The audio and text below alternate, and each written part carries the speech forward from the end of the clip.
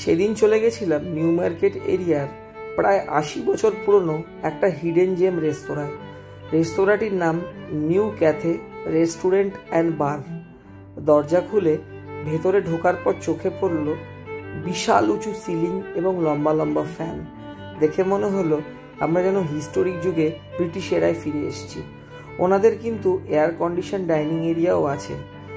রেস্তোরাঁয় বসে মনে হচ্ছিল আমরা যেন পুরনো কলকাতায় বসে আছি।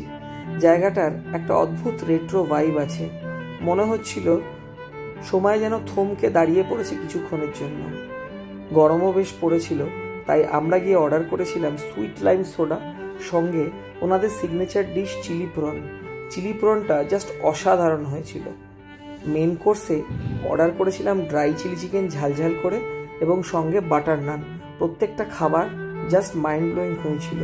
আজ এই অবধি, দেখা হবে অন্য শটে। Till then, tata.